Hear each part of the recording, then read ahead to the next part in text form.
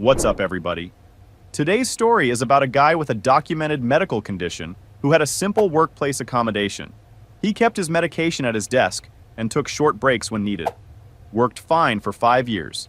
Then a new department head rolled in with a clean desk policy and locked all personal items in a storage cabinet, including his medication. When our guy had a medical episode and couldn't access his meds, he ended up in the hospital. From the hospital bed, he called an employment attorney. The lawsuit targeted both the manager and the company for ADA violations.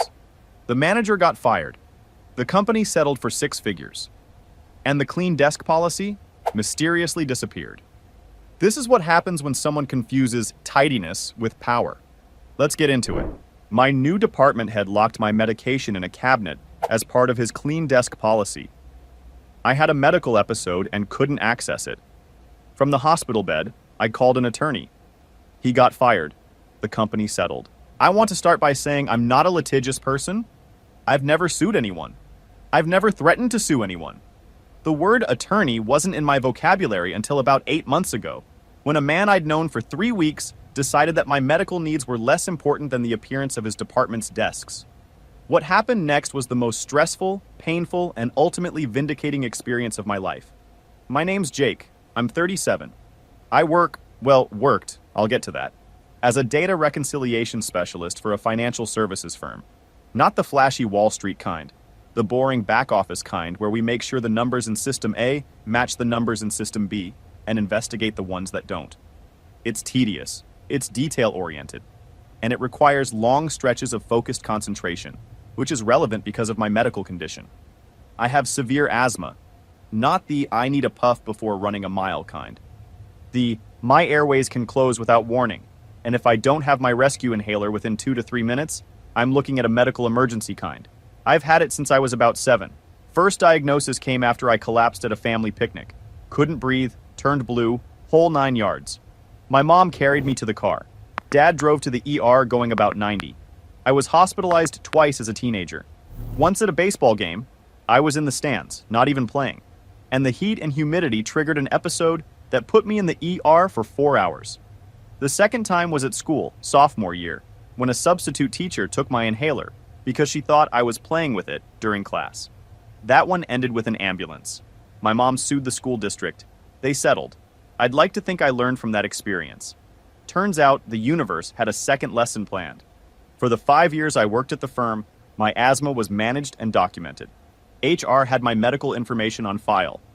My direct supervisor, a woman named Patricia who managed the reconciliation team for 8 years, knew about my condition and accommodated it without issue. The accommodation was simple. I kept my rescue inhaler at my desk within arm's reach at all times. I also had a secondary inhaler in my bag and a third in my car. 3 inhalers, 3 locations. Because when you've been hospitalized for not having one, you learn to be redundant. I also had an informal understanding, approved by Patricia and documented in my employee file, that I could take short, unscheduled breaks if I felt an episode coming on. These were rare, maybe once a month, sometimes less. I'd step away from my desk for 3 to 5 minutes, use my inhaler in the restroom or a quiet area, and come back. Nobody on the team cared. Nobody was affected. The work got done. My performance reviews were consistently meets or exceeds expectations, 5 years in a row. Patricia understood because Patricia had seen an episode firsthand. About 2 years into my time at the firm, I had a moderate attack at my desk, triggered by a cleaning product someone had used in the nearby conference room.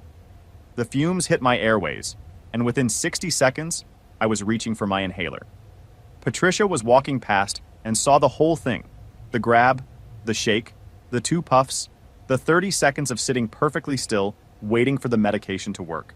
She stood there until I gave her a thumbs up. Then she said, "Jake, I'm going to have facilities switch to fragrance-free products in this area." She didn't ask permission from anyone. She just did it. That's leadership. That's a manager who sees a problem and fixes it without turning it into a committee meeting. She also, without me asking, added a note to my file that said, "Employee's rescue inhaler must remain accessible at his workstation at all times. This is non-negotiable per medical documentation." I found out about that note later, during the legal process, and I almost cried. Patricia had protected me in writing before she left. She knew someone else would take over. She wanted to make sure the next person understood. She did everything right. The problem was that the next person didn't read the file. Then Patricia retired. Hold on, this is me, not Jake. I want to set something up here. Jake has a life-threatening medical condition. It's documented. It's on file with HR. His accommodation is keeping an inhaler at his desk. That's it. Not a special office. Not reduced hours. Not a standing desk or a white noise machine or any of the things people sometimes ask for. A small plastic device that fits in his hand. And for 5 years, everyone was fine with it because everyone was a reasonable human being. Patricia understood. The team understood. HR understood. But Patricia's gone now. And whoever's coming next, they don't know Jake. They don't know asthma. And they apparently don't know the ADA. I'm calling the new guy Captain Clean Desk, because in about 5 minutes, he's going to learn that you can't organize your way out of a federal lawsuit. Buckle up. Patricia's replacement was a guy I'll call Grant. Grant came from a different division, corporate reporting, I think. He'd been with the company for about 2 years, but had no experience managing people who did what we did. He was 40-ish, wore vests over button-downs, always vests, and had the energy of someone who'd just finished reading a book about lean management and was looking for somewhere to apply it. His first week was a listening tour. He met with each team member individually. When he met with me, I told him about my condition. I said, I have severe asthma. My accommodation is keeping my inhaler at my desk. It's documented with HR. Patricia was aware. He nodded and made a note on his iPad. He said, noted. Thanks for sharing, Jake. That was it. I thought we were good. We were not good. 3 weeks into Grant's tenure, he announced a departmental efficiency initiative. This included a new filing system, fine, updated report templates, fine, mandatory daily stand-up meetings at 8:15 a.m., annoying but fine, and, wait for it, a clean desk policy. The clean desk policy, as Grant described it in an email to the team, required that all personal items be removed from desks at the end of each workday. Personal items included photos, plants, coffee mugs, snacks, personal electronics, and any items not directly related to company business. Everything was to be stored in personal lockers that had been installed in the break room, small metal cabinets about 2 feet by 2 feet with combination locks. I read the email twice. Then I walked to Grant's office. I said, Grant, my inhaler needs to stay at my desk. It's a medical accommodation. He said, Jake, the policy applies to everyone equally. We can't make exceptions without undermining the standard. I said, it's not an exception. It's a legal accommodation under the ADA. He said, and I want to make sure I quote this accurately because it became important later. I understand your concern, but the locker is just down the hall. If you need your inhaler, you can walk to the break room and get it. It takes 30 seconds. 30 seconds. To a guy who's told him his airways can close in 2 to 3 minutes. 30 seconds to walk down a hall, open a combination lock, retrieve an inhaler, and get back to breathing. During an active asthma attack, when your chest is tightening, your breath is shortening, and your body is entering fight or flight, 30 seconds might as well be 30 minutes. You can't walk when you can't breathe. You can't remember a combination lock code when your brain is screaming for oxygen. That's not a reasonable alternative. That's a death trap with a padlock. I said, Grant, 30 seconds is too long during an acute episode. My airways can close in 90 seconds. By the time I walk to the break room, open a combination lock, and get the inhaler out, I could be unconscious. This isn't about convenience. It's about whether I can breathe. He said, and again, I'm being careful to remember this accurately because it matters. Jake, I've managed a lot of people with a lot of different needs. I think sometimes we overestimate the severity of these things. You've been fine for 5 years. You'll be fine with the inhaler in the locker. We overestimate the severity. A man with 0 medical training, 0 experience with respiratory conditions, and 3 weeks of knowing me just told me I was overestimating my own disease. The disease I've been managing for 30 years. The disease that put me in the hospital twice. I felt something shift in that moment. Not anger exactly, more like clarity. The kind of clarity you get when you realize that the person you're talking to isn't going to change their mind because they don't think there's a problem. And when someone doesn't see the problem, you stop explaining and start documenting. I said, Grant, I need to escalate this to HR. He said, you're welcome to, but the policy stands until I hear otherwise. Pause. Captain Clean Desk just told a guy with severe asthma, documented on file, accommodated for 5 years, to walk to a locker room to get his rescue inhaler during an asthma attack. This man thinks tidiness is more important than breathing. He thinks desk aesthetics trump federal disability law. He literally said, the locker is just down the hall. Like the problem is geography and not, the inability to breathe. Grant, my brother in middle management, the ADA isn't a suggestion, it's a law. And walk to the break room isn't an accommodation, it's a liability. This man is about to find out that clean desk and clean conscience are very different things. And he's about to lose both. I want to be clear about something. I didn't want to fight this. I didn't want drama. I wanted what I'd had for 5 years. An inhaler on my desk, and a manager who understood why it needed to be there. That's all. But Grant had decided that his policy was more important than my lungs. And when someone decides that, you don't have the luxury of being passive. You escalate. Because passive people don't escalate. And passive people sometimes end up in hospitals. I went to HR the next day. Spoke with a woman named Danielle who handles workplace accommodations. I explained the situation. I showed her my file, which documented my condition, my accommodation, and Patricia's approval. Danielle said, I'll talk to Grant. Your accommodation should be honored. A day later, I got an email from Grant. Not from Danielle, from Grant. It said, Hi Jake, after consulting with HR, I've decided to make a modified arrangement for your situation. Your inhaler can be stored in my office, which is closer to the team area than the break room. You can come to my office to retrieve it whenever needed. I think this is a fair compromise. His office. He wanted me to store my life-saving medication in his office. An office that's locked when he's not there. An office that's 20 feet further from my desk than my desk is from my desk. This wasn't a compromise. It was a power move disguised as accommodation. He wanted to control my access to my own medication. Why? I genuinely don't know. Maybe he thought I was exaggerating. Maybe he'd never seen an asthma attack. Maybe the clean desk policy was his baby and he couldn't stand anyone getting an exception. Whatever the reason, it was wrong. And it almost killed me. I replied to the email and CC'd Danielle. Grant, I appreciate the suggestion, but my medical accommodation requires my inhaler to be within immediate reach at my desk. This was the arrangement for 5 years, and it's documented in my file. I'm requesting that the original accommodation be reinstated. Grant didn't reply. Not that day. Not the next day. Not ever. The email sat there, unanswered, for 3 days.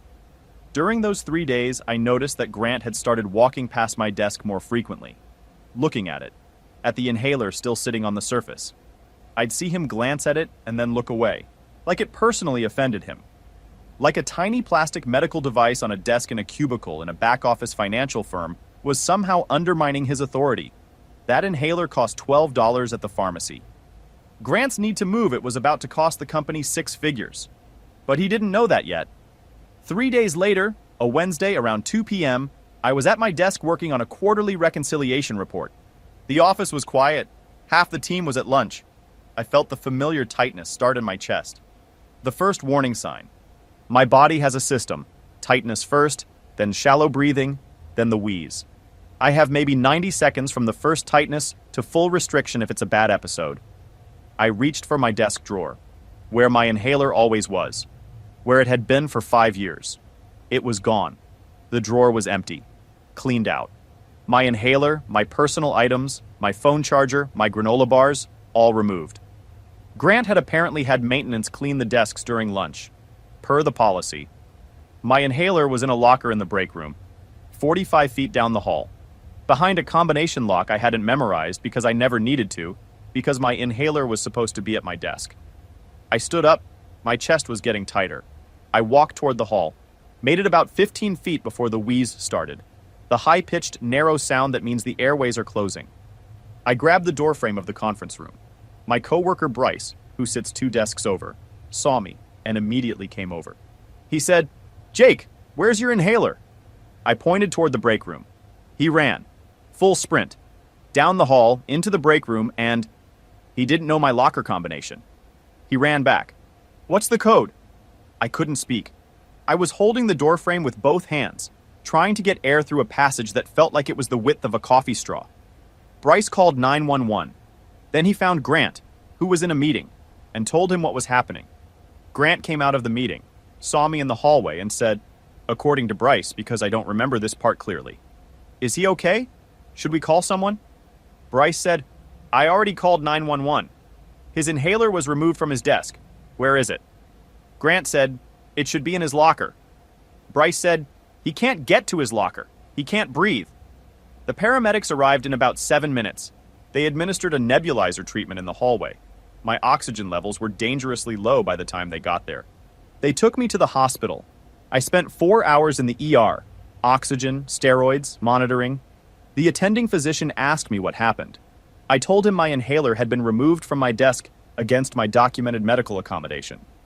He looked at me, looked at the chart, and said, "That's not a workplace policy issue. That's negligence." He was right. Wait! His coworker sprinted to the break room to find the inhaler and couldn't open the locker because he didn't know the combination, while Jake was in the hallway struggling to breathe. Because Captain Clean Desk removed a medical device from a disabled employee's desk for aesthetics. And when Grant came out of his meeting and saw Jake gasping for air in the hallway, his response was, "Should we call someone? Should we call someone?" The man's airway is closing in real time, and you're asking if you should call someone? Let me help you, Grant. Yes, call someone. Call 911, then call HR, then call a lawyer. Because you're going to need all three. The attending physician called it negligence. I'm calling it the dumbest clean desk policy in the history of organized workspaces. You organized a man right into an ambulance. Congratulations. I called an employment attorney from the hospital bed. A woman named Catherine Reeves who specializes in ADA violations and workplace disability discrimination. My buddy Connor had used her for a different issue years ago and said she was the kind of lawyer who makes companies lose sleep. I told her everything. The accommodation, the clean desk policy, the emails, the episode, the hospitalization. She said, "Jake, this is one of the clearest ADA violations I've seen in 10 years of practice. They had documentation of your condition and your accommodation. A new manager overrode it unilaterally without medical consultation or HR approval, and the result was a medical emergency requiring hospitalization. That's not a gray area." She filed a formal complaint with the EEOC within the week. She also sent a demand letter to the company's legal department outlining the violation, the medical consequences, and the requested remedies. Reinstatement of the original accommodation, full coverage of my medical expenses, compensatory damages for the physical and emotional harm caused by the episode, and a formal policy review to prevent this from happening to anyone else. I should mention what happened with my family during this period. My mom, who went through the school district lawsuit when I was 15, was livid. Not the yelling kind of livid. The cold, focused, I've done this before kind. She called me the day after the hospital and said, "Jake, tell me you got a lawyer." I said, "I called Catherine Reeves from the hospital bed." She said, "Good. Don't talk to anyone at the company without her. Don't sign anything. Don't agree to anything.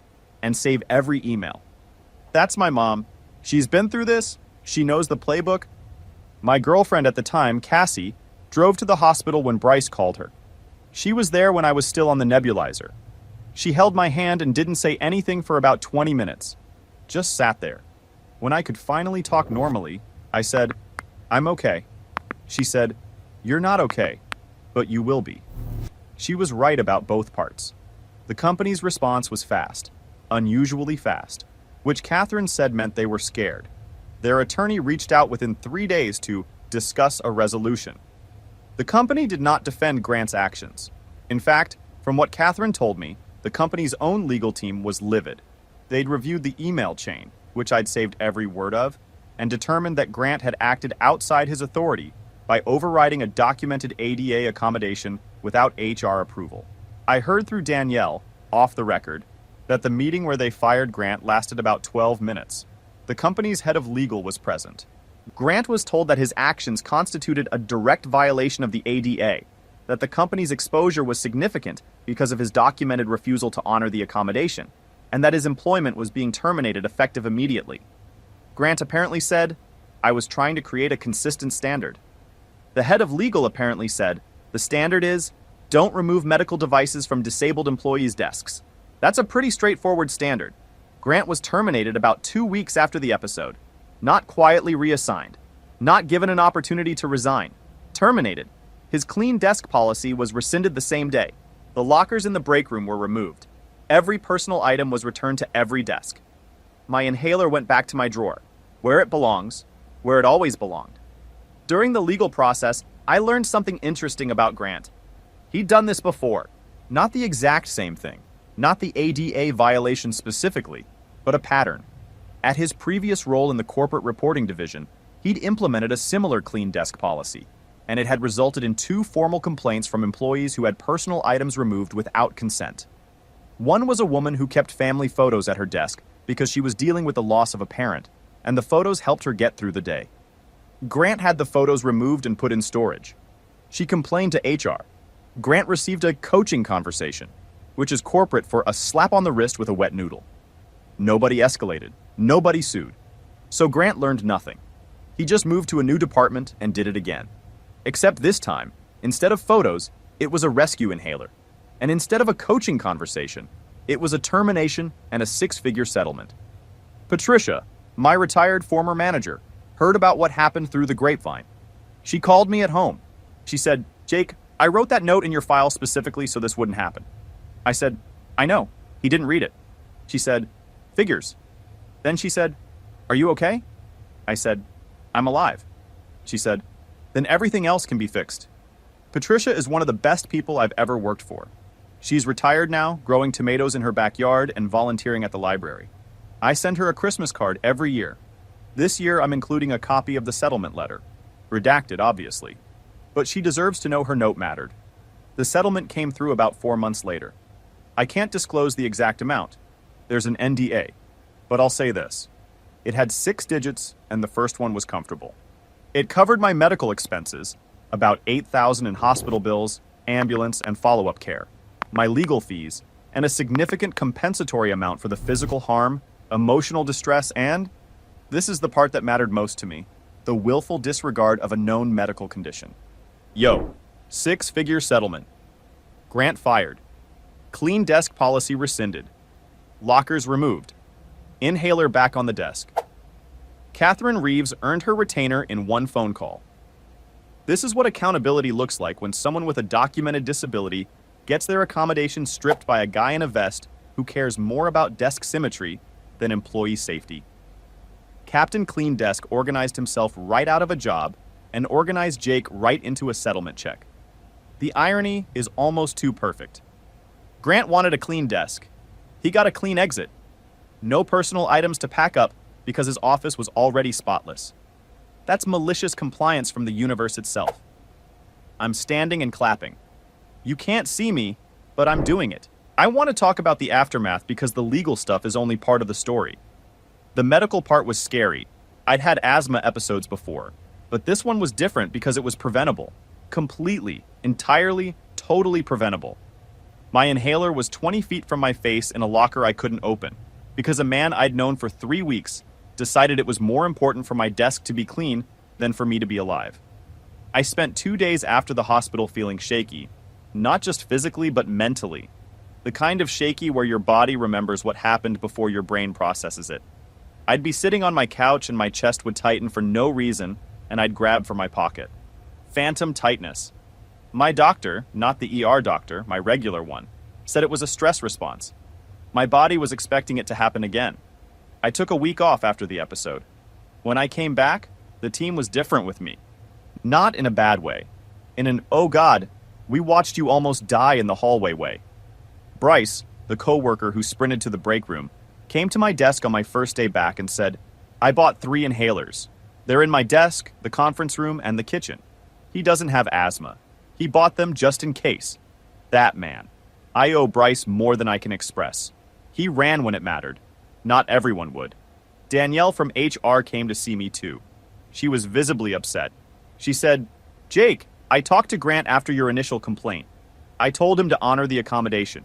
He told me he would." She showed me her notes. She documented the conversation. Grant had lied. He'd told Danielle he would reinstate the accommodation and then did the exact opposite. He'd removed the items from my desk during lunch when nobody was watching. In direct contradiction of what he'd told HR, Danielle's notes became part of the legal case. Grant didn't just override a policy, he told HR he'd comply and then didn't. That's not ignorance. That's defiance. The company also made some changes after the settlement. They implemented a formal process for medical accommodations that requires sign-off from both HR and the employee's physician before any manager can modify an existing accommodation. They added ADA training to the onboarding process for new managers.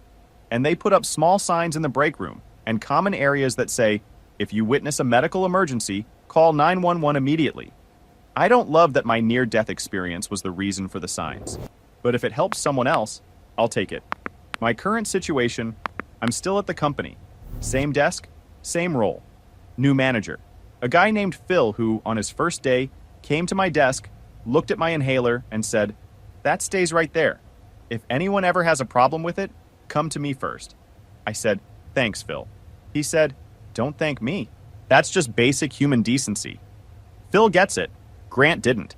The difference between a good manager and a dangerous one is sometimes just that. Basic human decency. Final update. Catherine told me after the settlement was signed that she'd handled about 60 ADA cases in her career.